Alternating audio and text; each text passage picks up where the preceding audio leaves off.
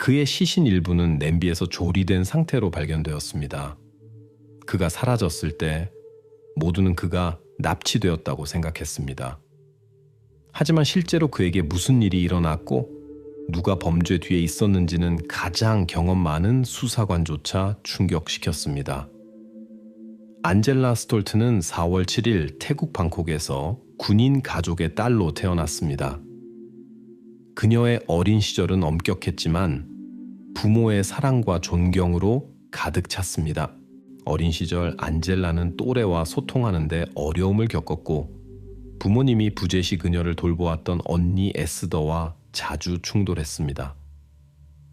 안젤라가 10대였을 때 스톨트 가족은 플로리다 밀턴으로 이사했습니다. 그 이유는 아버지가 군대를 떠났기 때문이었습니다. 15살에 안젤라는 자신보다 3살 많은 젊은 남자를 만났습니다. 곧 그들은 함께 살게 되었고 안젤라는 그와 결혼했습니다. 그러나 결혼은 실패했고 남편은 안젤라를 학대하고 신체적으로 해치며 심지어 여러 번 죽음으로 위협했습니다.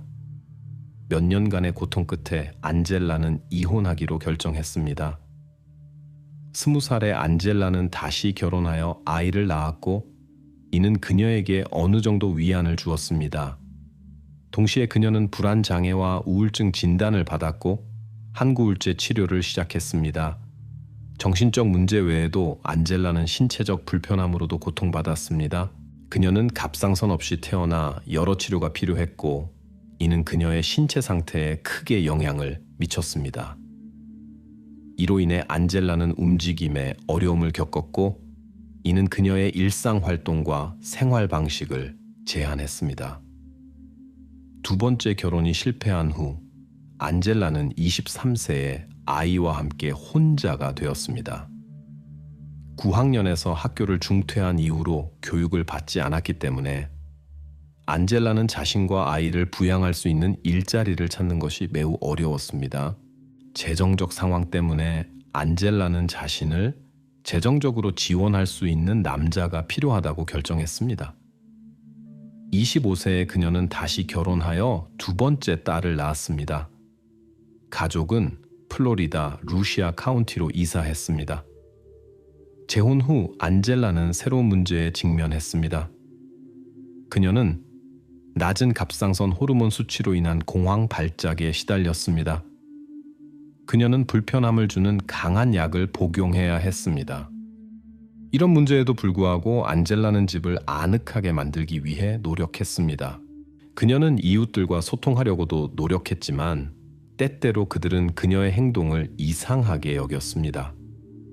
2006년에 제임스 쉬퍼가 필라델피아에서 안젤라의 맞은편으로 이사 왔습니다.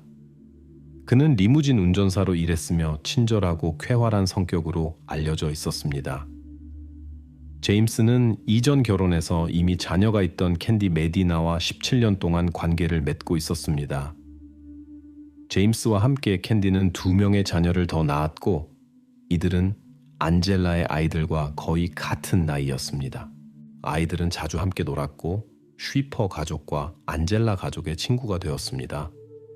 그들은 집안일을 서로 도왔고 축제를 함께 즐기고 함께 여행했습니다. 안젤라는 캠핑을 좋아했고 종종 자녀들을 자연 속 모험에 데려갔습니다. 그녀는 또한 열정적으로 무기를 수집했습니다. 그녀의 컬렉션에는 장난감 무기와 실제 전투용 무기가 모두 포함되어 있었습니다.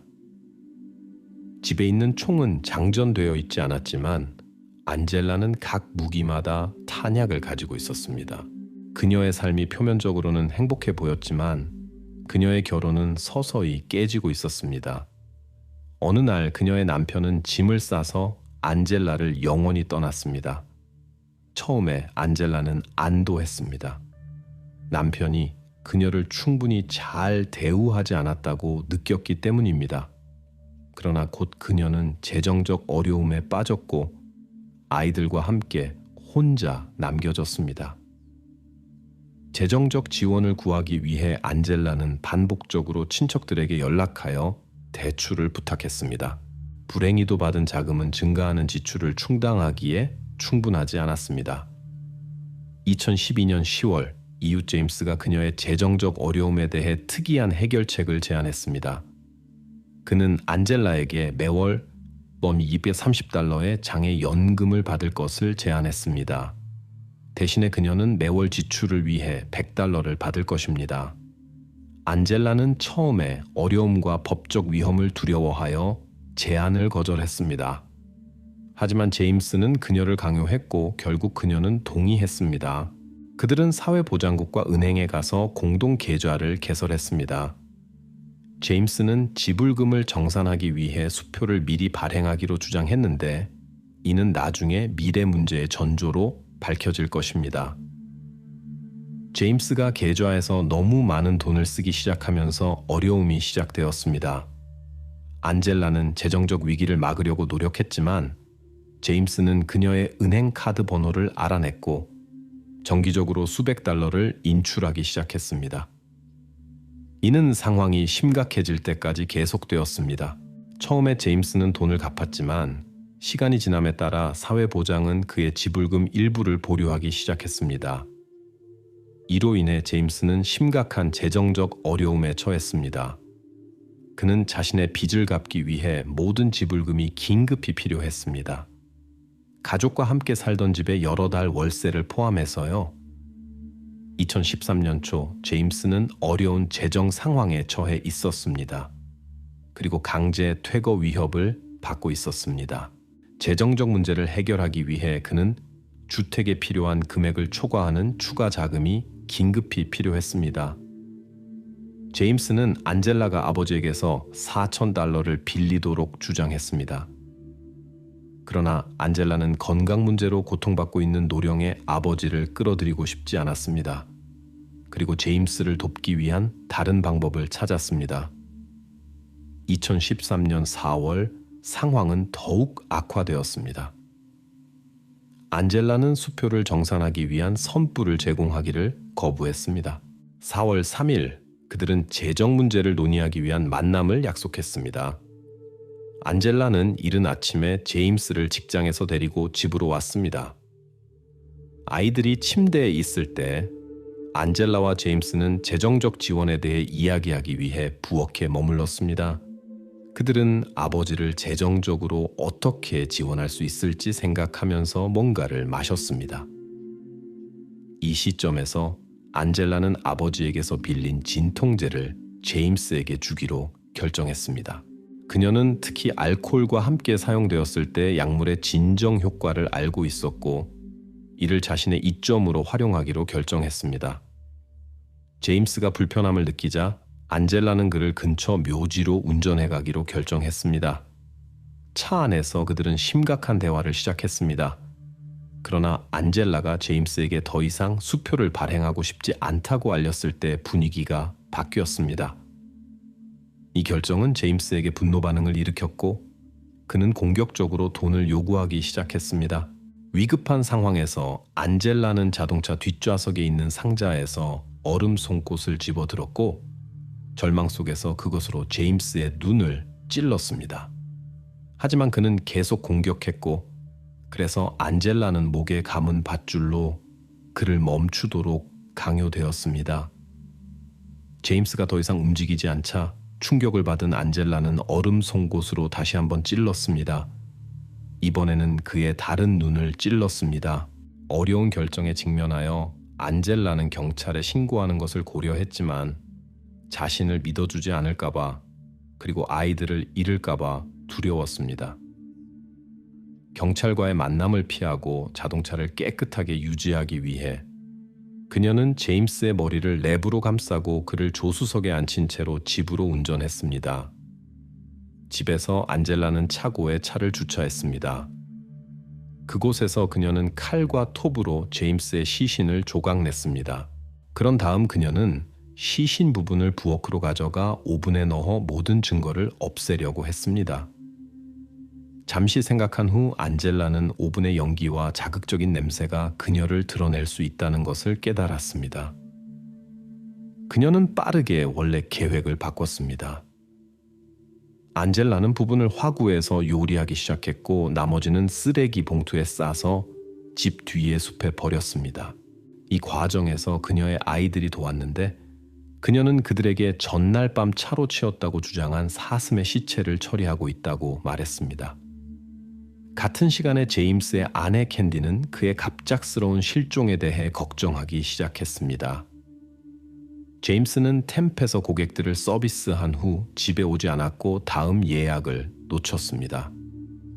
걱정된 캔디는 경찰에 가서 남편을 실종 신고했습니다. 경찰은 즉시 대중에게 수색을 도와달라고 요청했습니다. 경찰에 따르면 제임스는 4월 20일에 마지막으로 목격되었으며 그때 그는 집을 떠났습니다.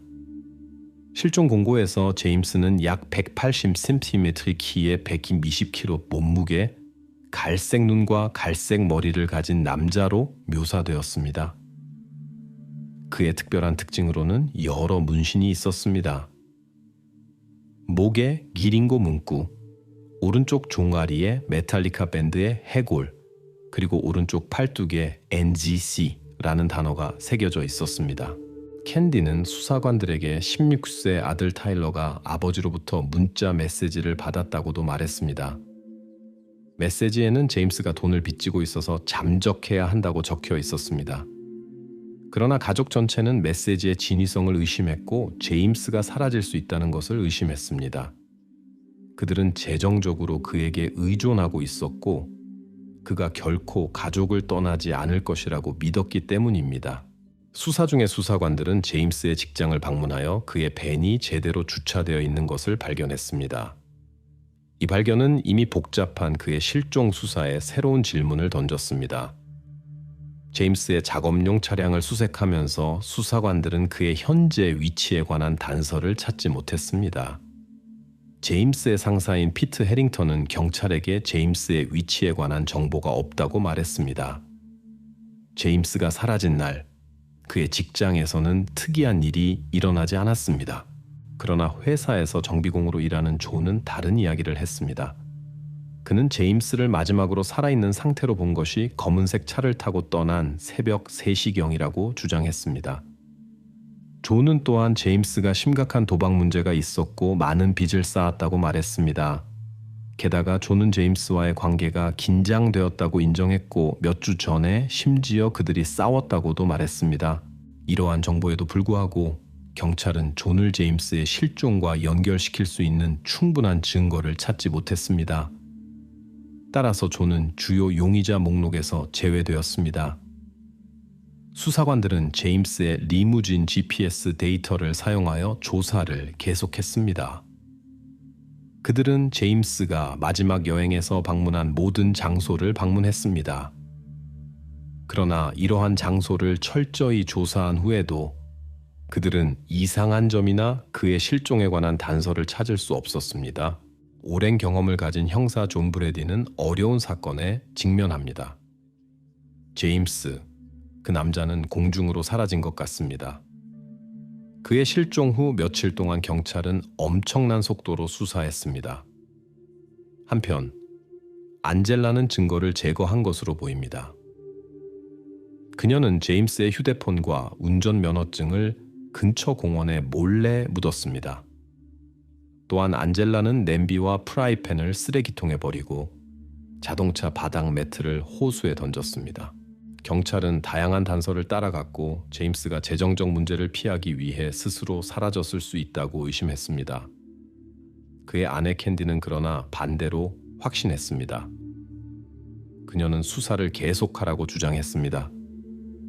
그녀는 남편이 자신과 아이들을 절대 지원 없이 두지 않을 것이라고 확신했기 때문입니다. 그녀의 끈기로 그녀는 경찰에 압력을 가했습니다.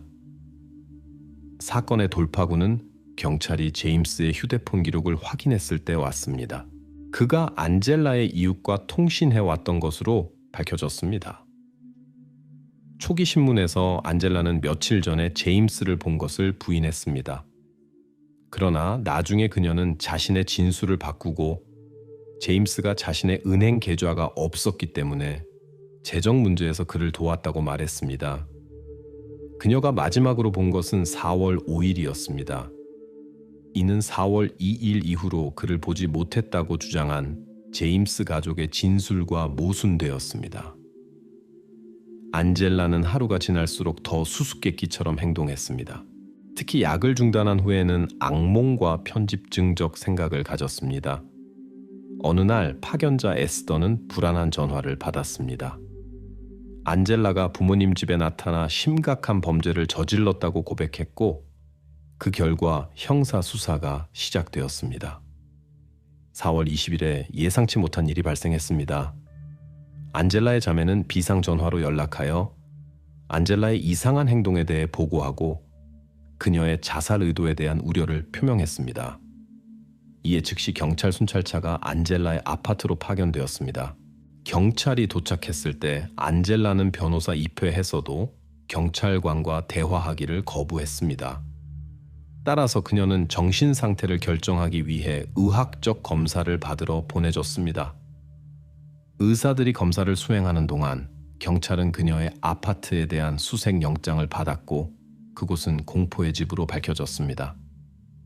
벽은 그래피티와 이상한 종교적 상징으로 장식되어 있었고 더러운 옷들이 도처에 널려 있었습니다. 안젤라의 침실에서 그들은 친밀한 물건과 벽과 바닥에 그려진 오각별을 발견했으며 이는 어둡고 불안한 분위기를 만들었습니다. 수사관들이 조사를 시작했을 때 그들은 빠르게 용의자 안젤라가 종파의 일원일 수 있다는 결론에 도달했습니다. 이는 그녀에 대한 의심을 강화했습니다. 1년의 신문 후 안젤라는 마침내 자백했습니다.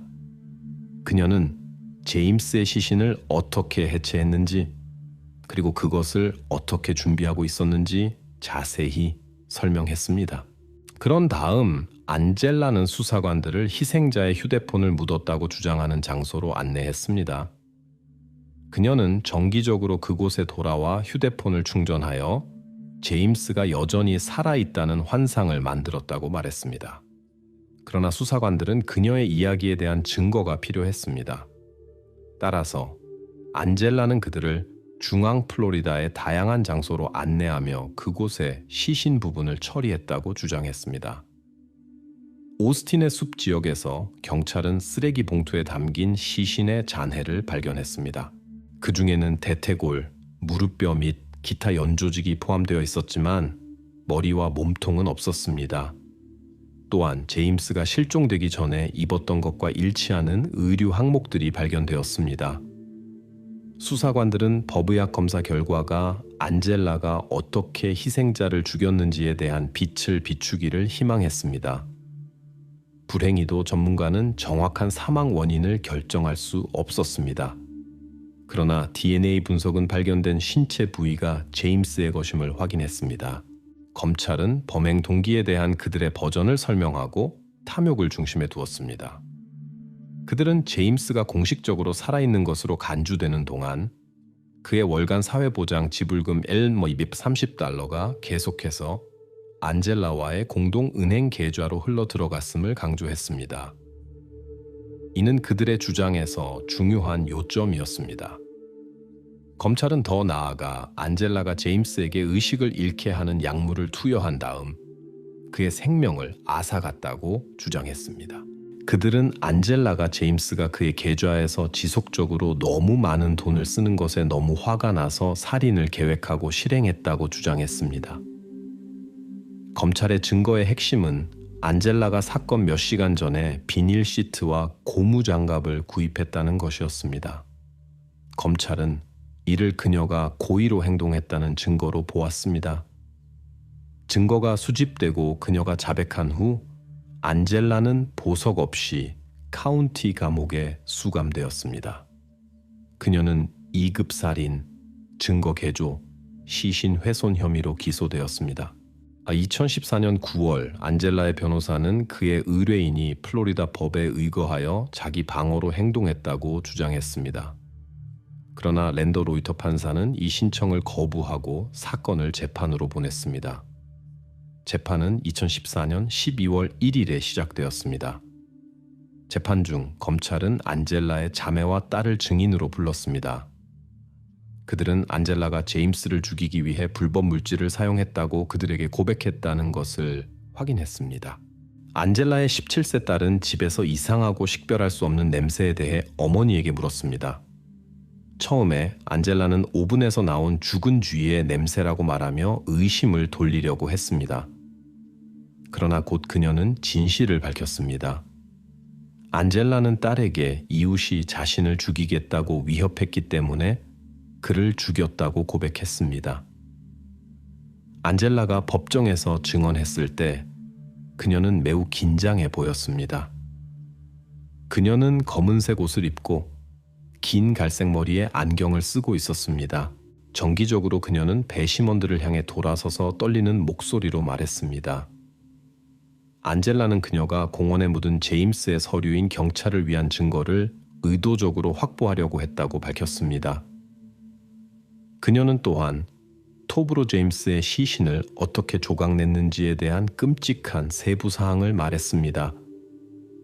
대부분의 증거는 사라졌고 그 중에서도 결코 발견되지 않은 희생자의 머리도 포함되었습니다.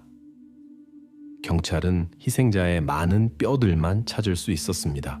안젤라는 유해를 태우려고 했지만 실패한 시도 후에 그것들을 쓰레기 봉투에 넣어 이웃에 흩어뜨리기로 결정했습니다. 그녀의 변론에서 안젤라는 이 모든 것이 자기 방어였으며 그녀의 권리를 알지 못했다고 주장했습니다. 그렇지 않으면 그녀는 즉시 경찰에 갔을 것입니다. 그녀는 자신의 아이들이 어머니를 잃을 수 있다는 두려움을 표현했습니다. 이 사건에서 검찰은 안젤라가 몰래 수면제를 제임스의 음료에 넣었다고 주장했습니다. 그러나 안젤라의 변호사는 이러한 주장을 부인하고 제임스가 자신의 음료에 있는 수면제에 대해 알고 있었다고 지적했습니다.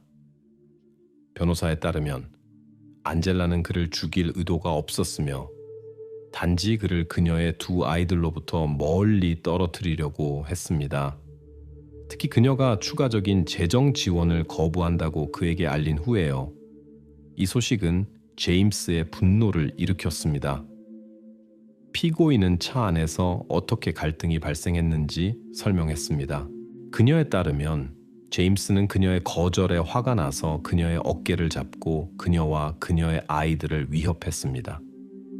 이 중요한 순간에 안젤라는 보호를 구하기 위해 뒷좌석에 있는 캠핑 장비가 들어있는 상자를 잡았습니다. 그녀는 드라이버를 잡으려고 했지만 그것은 얼음 송곳이었고 그녀는 그것으로 제임스의 눈을 찔렀습니다. 공포 영화 대본과 비교될 수 있는 재판은 2014년 12월 5일에 끝났습니다. 이날 피고인은 모든 혐의에 대해 유죄 판결을 받았습니다. 신문 중에 검찰은 안젤라가 어떻게 자신의 진술을 바꾸고 수사관들에게 거짓말했는지 강조했습니다. 수사관들이 이웃에 대해 물어보기 위해 그녀의 집에 왔을 때 그녀가 특별한 것을 요리하고 있었다는 것을 기억하십시오. 8명의 남성과 4명의 여성으로 구성된 배심원단은 거의 3시간 동안 심의했습니다. 마침내 그들이 판결을 내렸을 때 안젤라는 무관심했습니다. 그녀는 감정을 보이지 않았고 법정 집행관이 그녀에게 접근하여 수갑을 채웠을 때 반응하지 않았습니다. 비극적 이야기의 절정을 나타내는 이 순간은 그날 모든 사람의 기억에 남을 것입니다.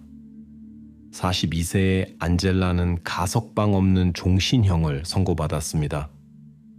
또한 그녀는 시신학대로 15년, 증거개조로 추가 5년을 선고받았습니다. 안젤라의 아이들에 대해서는 아무런 혐의도 제기되지 않았습니다.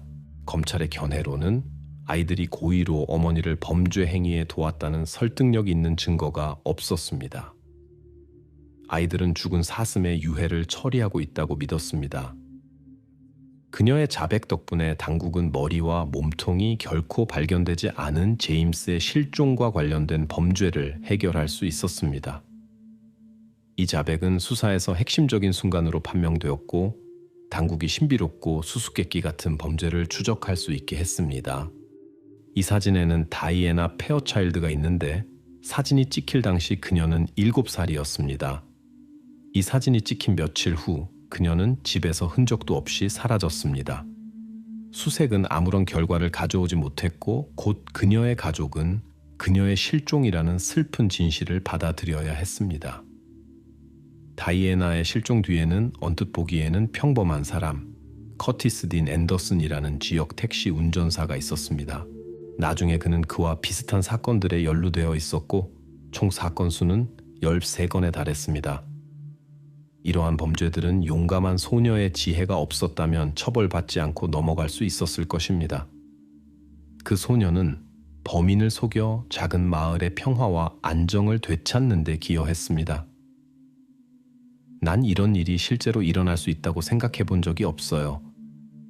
마치 영화에서나 일어나는 일 같았어요.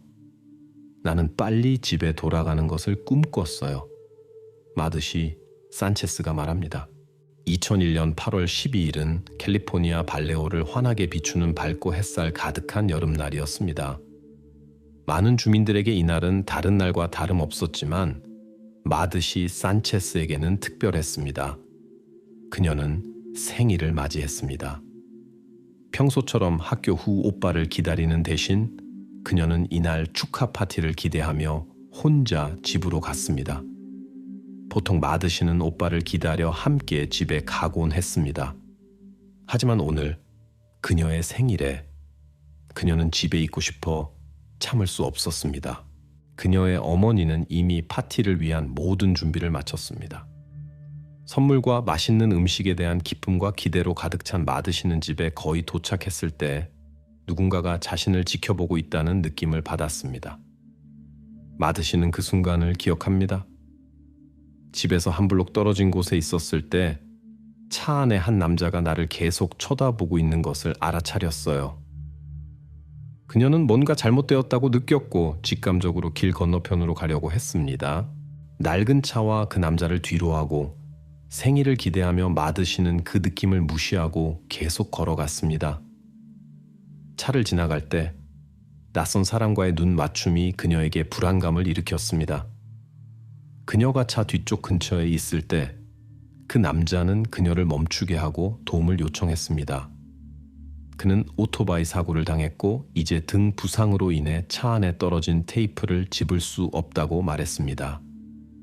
마드시 어머니의 아이들에 대한 조언은 항상 명확했습니다. 낯선 사람이 말을 걸면 대화하지 말고 절대 그의 차에 타지 마세요. 낯선 사람을 피하세요. 이 말은 그녀가 아이들을 키우는 원칙을 반영했습니다. 하지만 마드시는 어머니의 조언을 무시하고 전에 알지 못했던 사람을 신뢰했습니다. 곧 그녀는 자신의 결정이 실수였다는 것을 깨달았습니다. 그녀는 그의 고통이 진짜라고 생각했고 이것이 그를 믿게 만들었습니다. 하지만 그녀가 테이프를 잡으려고 몸을 숙이자 갑자기 그 남자가 아주 가까이 있었습니다. 마드시는 자신을 풀려고 했고 소리 지르며 공격자에게 저항했습니다. 하지만 도움을 요청하려는 모든 시도는 헛되었습니다. 그녀의 비명이 질식되고 밖으로 도움 요청이 나가지 못한 순간 그녀는 마음 깊은 곳에서 집으로 가는 길이 그녀에게 영원히 닫힐 수도 있다는 것을 깨달았습니다. 그 남자가 소녀와 함께 낡은 세단의 앞좌석에 앉은 후 그는 문을 세게 닫았습니다. 차 엔진은 겨우 살아나 조용히 윙윙거렸고 차는 천천히 움직이기 시작하여 마드시의 집을 지나쳤습니다. 이 시간에 그녀의 어머니는 집에서 가족의 삶에서 잊지 못할 축제를 준비하고 있었습니다. 마드시는 창문을 통해 그가 그녀의 집으로 운전하는 것을 지켜보았던 것을 기억했습니다. 이 순간들에 그녀는 집에 있고 싶었습니다. 모든 것이 10초 만에 일어났어요. 그녀가 말했습니다. 마드시가 제 시간에 집에 돌아오지 않자 그녀의 가족은 걱정하기 시작했고 경찰에 전화했습니다.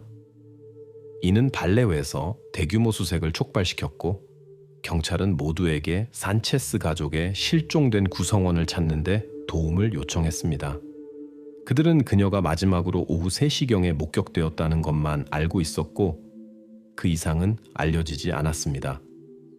마드시를 데리고 간 사람은 큰 쇼핑센터 주차장에 멈춰 트렁크에서 음료를 꺼냈습니다. 그는 마드시에게 마실 것을 제안했습니다. 마드시는 자신의 기회가 적다는 것을 깨닫고 그에게 왜 그렇게 행동하는지 물었습니다. 그는 예상치 못하게 자신의 이야기를 공유하며 그의 청소년 시절에 비슷한 일이 일어났다고 말했습니다. 이 발견은 마드 씨에게 더 많은 문제를 피하고 자유로의 길을 찾을 수 있다는 희망을 주었습니다. 하지만 이것은 그녀의 시련의 시작에 불과했습니다. 몇 시간 후 낯선 사람이 마드 씨를 덜 감시하게 되었을 때 그는 계속 운전하기로 결정했습니다. 그 남자는 소녀를 도시 변두리에 있는 작은 언덕으로 데려갔고 거기서 발레오 전체를 볼 수 있었습니다. 새로운 장소에 도착하자 그는 차 트렁크로 갔습니다. 이번에는 여러 담요, 가방, 천 조각을 꺼내어 차창을 가려 외부인이 내부에서 무슨 일이 일어나는지 볼 수 없게 했습니다. 태양이 지기 시작하자 마드 씨는 누가 그녀를 찾고 있는지 걱정하게 되었습니다. 그녀는 아무도 그녀의 실종을 목격하지 않았기 때문에 그녀의 가족이 사건에 대해 알고 있는지 걱정했습니다. 이 밤은 마드 씨에게 모든 것을 바꿨습니다. 그녀가 진정한 삶의 도전을 느낀 첫 번째 시간이었습니다. 출구를 찾기 위한 긴급한 시도에서 그녀는 화장실을 사용하고 싶다고 남자에게 제안했습니다. 이것이 그녀에게 탈출 기회를 제공하거나 적어도 외부에 있는 누군가에게 도움 신호를 보낼 수 있기를 기대했습니다. 하지만 그녀의 기대는 그 남자가 거의 즉시 그녀가 무엇을 계획하고 있는지 알아차리자 빠르게 실망으로 바뀌었고 그의 반응은 즉각적이고 강했습니다. 그는 로프를 손에 들고 이런 일을 처음 하는 것이 아니라는 것을 보여주며 마드 씨를 채 묶었습니다. 그는 모든 탈출 시도가 무의미하다고 경고했습니다. 많은 사람들이 시도했지만 아무도 성공하지 못했어. 그는 마드 씨의 결심을 약화시키고 탈출이 그녀에게 그렇게 쉽지 않을 것이라는 의심을 심으려고 노력하며 말했습니다. 시간이 멈추지 않고 지나감에 따라 깊은 밤이 찾아왔습니다. 납치범은 음료에 취해 이미 잠들어 있었고 마드 씨는 자신의 생각에 사로잡혀 잠을 이룰 수 없었습니다. 그녀는 항상 사람들이 보통 아는 사람 때문에 사라지거나 어떤 먼 친척이나 신뢰할 수 없는 친구들이 관련될 수 있다고 생각했습니다. 하지만 그녀의 경우는 달랐습니다. 그녀는 완전히 알지 못하는 사람에게 납치되었고 이것이 그녀를 가장 두렵게 했습니다. 그녀는 이제 가족이 어떻게 그녀를 찾을 수 있을지 고민하며 끊임없이 생각했습니다. 시간은 멈추지 않고 흘렀고 밤은 점점 더 어두워졌습니다. 어느 순간 마드 씨는 지나가는 경찰차를 발견했지만 너무 빨리 지나가서 그녀는 어떤 행동도 취할 기회가 없었습니다. 매분이 지남에 따라 그녀의 희망은 점점 더 줄어들었습니다. 다음 날 새벽에 그 남자는 소녀를 가장 가까운 도시로 데려갔습니다. 마드 씨에 따르면 이 여행은 4시간 동안 진행되었습니다. 이 시점에서 마드 씨는 거의 아무것도 먹지 않아서 그녀의 힘이 서서히 떨어지고 있었습니다. 한편 경찰은 계속해서 소녀를 찾고 있었지만 성공하지 못했습니다. 목격자나 감시 카메라 영상이 없어서 수사관들은 조사를 계속하는 데 도움이 될 만한 단서가 전혀 없었습니다. 한편 소녀의 어머니는 힘의 한계에 도달했습니다. 그녀는 겪은 불행 때문에 매우 불편함을 느꼈습니다. 마드 씨는 종종 납치범이 뉴스를 확인하러 가는 동안 홀로 채 남겨졌습니다. 그는 신문을 가져오기 위해 슈퍼마켓을 방문하거나 TV 뉴스를 보았습니다. 돌아올 때마다 그는 마드 씨의 부모에 관한 소식을 전했고 TV에서 그들을 봤다고 주장했습니다. 한 번은 그가 마드 씨의 사진이 표지에 있는 신문을 가져왔습니다. 이 순간 소녀는 자신이 잊혀지지 않았고 사람들이 그녀를 찾고 있다는 것을 이해하면서 희망의 불씨를 느꼈습니다. 마드 씨에 따르면 3번째이자 마지막 날이 가장 기억에 남는 날이었습니다. 내가 그와 차에서 보낸 2밤 동안 나는 잠을 잘 수 없었어요. 그는 거의 의식이 없고 거의 잠들어 있었지만 나는 자고 싶지 않았어요. 내 생존 본능이 나를 깨어있게 했어요. 한 번은 밤하늘을 바라보며 아름다운 별들을 보았던 것을 기억해요. 그 순간 나는 마치 생각으로 그곳을 떠나 완전히 다른 곳으로 날아간 것 같은 느낌이 들었어요. 내가 그 낡고 많이 다른 차 안에 갇혀 있었지만 나는 집에 돌아가는 꿈을 꾸었어요. 셋째 날, 그 남자는 다시 차를 떠나며 쓰레기 봉투를 사야 한다고 말했습니다. 나중에 그는 법정에서 마드시를 그 안에 포장할 계획이었다고 고백했습니다. 그녀는 앞좌석에 열쇠 꾸러미가 놓여 있는 것을 발견했습니다. 마드시는 앞좌석으로 기어가 열쇠들 중 가장 작은 것을 찾았습니다. 이 열쇠는 그녀의 수갑 자물쇠에 맞았고 그녀는 자신을 풀 수 있었습니다. 내가 샀을 열쇠를 찾았을 때 충격받았어요. 즉시 질문이 생겼어요. 이제 내가 무엇을 해야 하지? 나는 전혀 계획이 없었어요. 내가 도망치면 좋지 않은 일이 기다린다고 그가 경고했기 때문에 두려움이 나를 사로잡았어요. 결과에 대한 두려움 때문에 마드시는 사슬을 다시 채우고 열쇠로 잠갔습니다. 하지만 내면의 목소리가 그녀를 포기하게 하지 않았습니다. 그녀는 자신이 머물거나 잡히면 어떤 일이 일어날지 알았습니다. 새로운 힘으로 마드시는 자물쇠를 열고 차문을 잡고 창문을 열고 밖으로 기어 나갔습니다. 이 3일 동안 나는 아무것도 먹지 않았고 힘이 없었어요. 그래서 창문을 통해 나왔을 때 나는 달릴 수 없었어요. 내 다리가 힘이 빠졌어요. 나는 걸을 수만 있었어요. 마드시는 길을 따라 걸으며 손을 흔들고 소리쳤습니다. 차들이 그녀 옆을 지나갔지만 아무도 멈추지 않았습니다. 한편 그 남자는 돌아와 마드시가 사라진 것을 보았습니다. 그런 다음 그는 그녀에게 돌아오라고 소리치기 시작했습니다. 마드시가 그가 돌아왔다는 것을 깨달은 순간 그녀는 자신에게 말했습니다. 지금이냐 절대 안 하냐다. 그리고 그녀는 길 한가운데로 뛰어들었습니다. 트럭 한 대가 그녀 앞에서 간신히 멈출 수 있었습니다.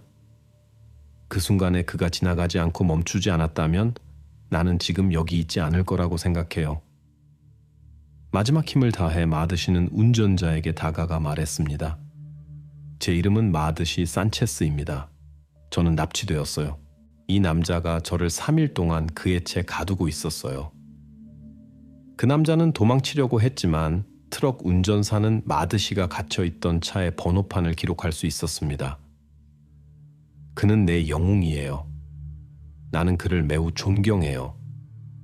누군가를 도울 수 있다는 것은 놀라운 느낌이에요. 그들이 이 남자를 찾는 동안 나는 많은 절차를 거쳐야 했어요. 사람들이 나를 신문하고 증거 확보를 위해 내 옷을 가져갔어요. 내내 나는 내가 알지 못하는 사람들에게 둘러싸여 있었어요. 그들은 내게 가족 같았어요. 그들과 함께 나는 안전함을 느꼈어요. 그들은 나를 돌봐주었고 그날 나는 정말 많이 먹었어요. 커티스 딘 앤더슨. 그는 다이애나 페어차일드를 포함하여 13명의 생명을 앗아간 남자였습니다. 마드시 산체스의 이야기는 그녀의 용기가 없었다면 다르게 끝날 수 있었을 것입니다. 그렇게 어린 나이에 마드시가 자신을 해방시키고 도망칠 수 있었던 것은 놀라운 일이었습니다. 그것은 믿을 수 없었습니다. 모든 절차가 끝난 몇 시간 후 소녀는 고향으로 돌아왔습니다. 그리고 그녀는 가족을 다시 볼 수 있었습니다. 나는 동시에 울고 웃었어요. 나는 감정의 폭풍을 느꼈어요. 기쁨이 일어난 일에 대한 슬픔과 비통함과 섞였어요. 하지만 나는 집에 있었고 그것은 내 가족과의 잊을 수 없는 재회였어요. 마드시의 삶은 그녀의 존재를 완전히 바꾼 특정 과정 후에 변했습니다. 받은 지원은 소녀와 그녀의 가족이 그녀에게 해를 끼친 사람에 대해 용감하게 증언한 다가오는 재판을 준비하는데 귀중한 도움이 되었습니다. 커티스 딘 앤더슨은 300년 이상의 형을 선고받았습니다. 하지만 그의 감옥 생활은 8년 후에 끝났습니다. 어린 시절의 어려운 시간들은 마드시의 성인 생활에 주목할 만한 영향을 미쳤습니다.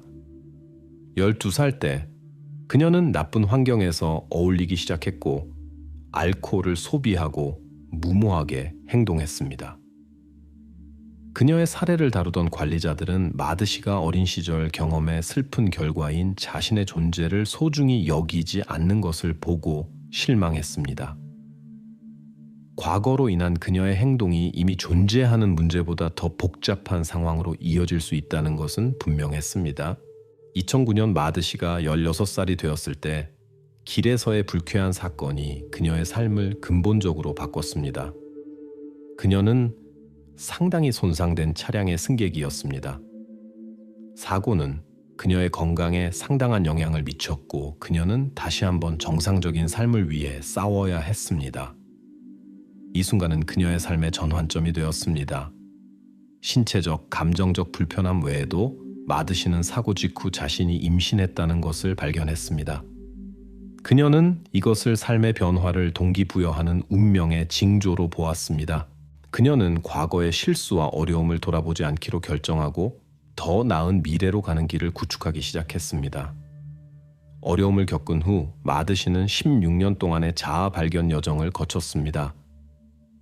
행복한 여학생에서 그녀는 자신의 길을 찾는 사람으로 변모했습니다.